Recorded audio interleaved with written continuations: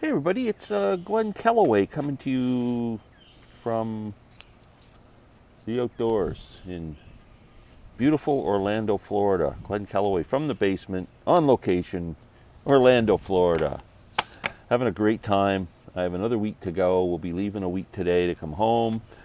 Um, be heading to Roanoke, Virginia once again to meet up with my great friend Sam St. John, and we're going to we picked four more songs that we're going to try. I think these ones are a bit challenging. I'm a little concerned. I was trying to work out some parts for them over the past few days. It's going to be interesting just to go and play something what I think is some more challenging songs, and not getting a chance to rehearse them together. It should be fun. Looking forward to seeing Sam again, and I hope you guys will enjoy it. Um, Orlando, Florida. My God. So I did something stupid the other day. I decided to try pickleball. I don't know if you guys are aware what pickleball is. It's supposed to be the fastest growing sport in North America. I used to play tennis, a lot of tennis when I was younger, and absolutely passionate about the sport. And pickleball is kind of a mix between tennis and ping pong. You play it on a miniature tennis court, kind of. It's similar. I'd say about the quarter the size of a tennis court, with a net the same and all that. And you play with like a paddle that looks much like a ping pong paddle or racket, whatever, and a ball about this big, a hard plastic ball. And you gotta bounce it and hit it and get points and everything. So the first time I tried it, because my daughter-in-law, or my daughter and son-in-law, they got a set and they hadn't tried it yet. So we said, let's go to the pickleball courts and check it out. So we're hitting the ball back and forth. I didn't bring running shoes with me, and I decided to play in my summer boat shoes, Speary's boat shoes, and they had no support whatsoever. And I knew that was going to be a mistake. And sure enough, I was running for a ball and took a fall and landed on my shoulder, sliced up my elbow pretty good, and yeah, it was a lot of fun. So I haven't been able to go swimming for a couple of days because I don't want to get an infection in my cut. I'm waiting for it to kind of scab over, and so I can go in the pool again. And my shoulder's killing me, but enough whining. That didn't stop me from going to the record store and looking through Amazon's warehouse sales and coming up with some stuff. So I've got a few CDs I want to show you that I'm pretty excited about. I picked this up for $5 at a CD store, Bright Lights Books, which I talked about in my previous video. I went back, and the only thing I found was this, an album I've always been interested in and never owned, Dusty in Memphis. The great Dusty Springfield. This is like a classic album, and the big hit on here is Son of a Preacher Man, which is a great song. And Dusty's just got such a great voice, and just her phrasing, and amazing. Now, this album, released in 1969, produced by Jerry Wexler and Tom Dowd, all the kind of guys who were associated with that geographical location for great soul music. This album there's some great songs on here, but the one thing it doesn't do it for me is there's a lot of orchestration, which I'm not a big fan of. It's in songs, I know that kind of music always ends up with like crooner music. I don't know. I just I'm not. I would rather just hear basic guitar, drums, and that kind of thing. I don't need to hear all the syrupy strings. Most of the songs on here are like that, but the vocals are so freaking good. I can get past it. Amazing record. I can understand why this is considered such a classic. Dusty Springfield has an amazing voice, and yeah. Today I picked up, on recommendation from Sam St. John, the Wallflowers' latest album, Exit Wounds. I found this used too for like $6. So I gave it a try, listened to it in the car today all the way through. Fantastic. I loved it. Really, really good. There are a couple of guest vocal appearances by Shelby Lynn. And I wasn't sure when I was listening to it who the female vocal was on a couple songs, but I was really enjoying it. She sang great on here. It's Shelby Lynn, but this is a pretty good album. This is, I would say this is just as good as Bringing Down the Horses. So thanks, Sam, for that. That's a good one. I think it came out 2021, last year. Exit Wounds. The Wallflowers. Typical Wallflower sound. Jacob Dylan's voice and the, that Americana kind of sound. Here's one that blew me away. Again, on a recommendation from Sam. I gave up on this artist years ago. Was a big fan. John Mellencamp. I saw John Mellencamp at Maple Leaf Gardens in Toronto around 1987 or 88, right when the album came out. Is it called Scarecrow? The one with the Cherry Bomb and all those songs on it. It was a great record. A lot of hits off it, and he put on a great show. It was a really good. But this is his latest album. It's called Strictly a One-Eyed Jack. Now, John Mellencamp has totally transformed himself into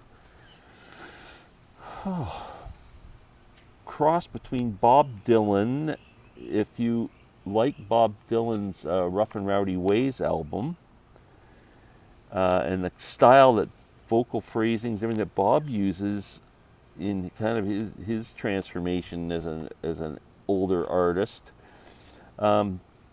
I found there was some similar phrasings on this, and John's voice has gotten raspy with age, and this is freaking fantastic record. I love it. If you like Tom Waits, if you like Bob Dylan, I even see there's a couple of ballads on here with just like piano and some trumpet and stuff that remind me of like Louis Armstrong for some reason. But I highly recommend this album. It is so good. I just played it once all the way through and just went, I'm freaking loving this. I can hardly wait to get home and play it again. I'll be playing it in the car for sure on the way back. But check this album out. If you've given up on John Cougar 2 or John Mellencamp, you might want to give them a try. Fantastic. XTC. Two albums I love from XTC, The Black Sea and Drums and Wires. Not that the other albums aren't great, but those two to me are the standout records. I did not have Drums and Wires, and I picked this up on an Amazon warehouse sale for $14. It's Drums and Wires. Drums and Wires. Where's the cover? There it is there. It's a box set, which my great friend Larry Graves has. It has a 2014 5.1 mix on here, a 2014 stereo mixes, the original master, and the original album extra tracks, and DJM stereo tracks. This is very cool. I wanted this, and it was hard to find in Canada on Amazon. It was kind of sold out, and I think it's out of print. Excellent, excellent album. I believe that Stephen Wilson did the 5.1 mix on this, if I'm correct. I can't find that information on here right at the ready, but I believe that's true. We're sticking with that story. Someone can tell me if I'm wrong. Yeah, very excited that I found this. I've been looking for it. I'm looking for the deluxe edition of the Black Sea too. Last but not least, I would say my favorite female vocalist over the past 20 years is Norah Jones. I think she just has an amazing voice. She has that Texas accent, yet she sounds bit of bluesy, bit of jazzy. She just has a perfect voice for me. I just think she's an amazing artist. And when her album came out a Come Away With Me, 20 years ago. This is the 20th anniversary edition.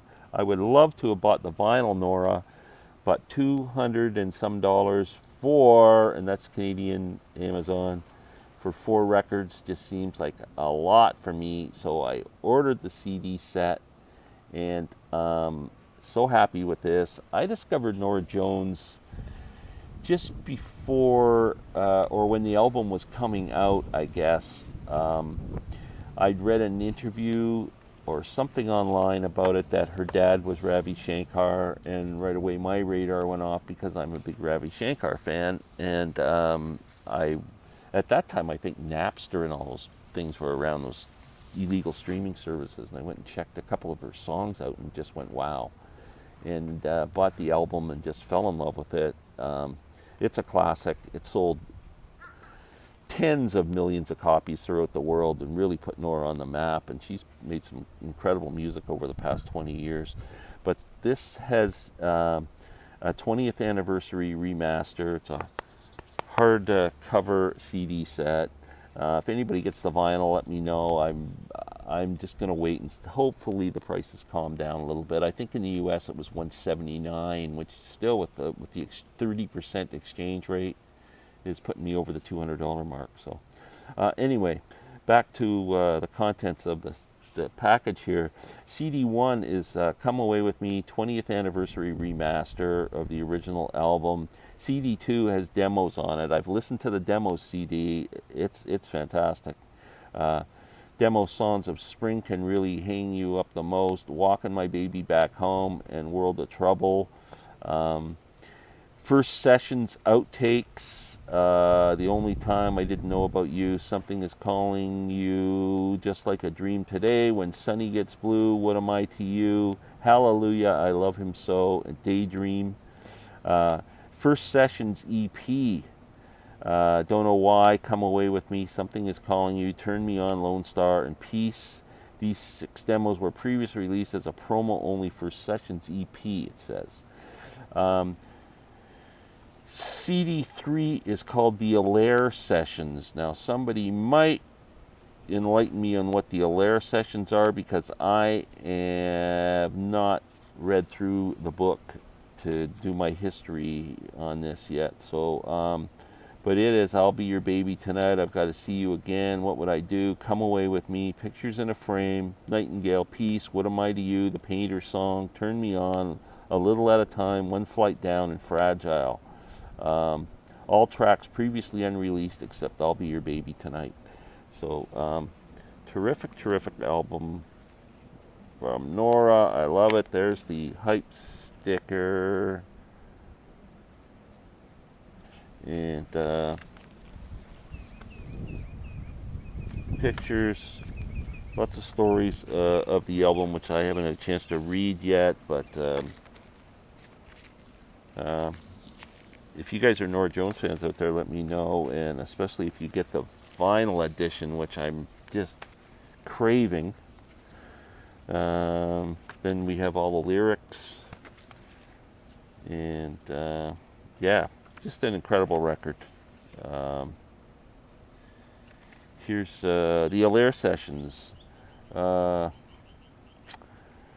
Brian Blade, I guess some of these guys played on the original album. Kevin Bright, Brian Blade, of course. Bill Frisell, What Would I Do Without You, with Bill Frisell. It's a Ray Charles song. Bill Frisell played on Come Away With Me, the alternate version. Bill Frisell plays on a lot of these songs on the Allaire Sessions. Interesting. Seeing if we got anybody else here. No, they're basically the names. I'm looking to see if Bill Frisell played on the original album. Don't see him anywhere in that. No, it was just on those Allaire Sessions. So that's interesting. Yeah, so that's it. Like I said, we're here for another week. I'm hoping I'm going to find some more stuff. I've still got a couple things coming in the mail. So I'll be back when they show up and give you another video and say hello. Everybody have a wonderful day. Peace out. Hope wherever you are, the sun is shining on you.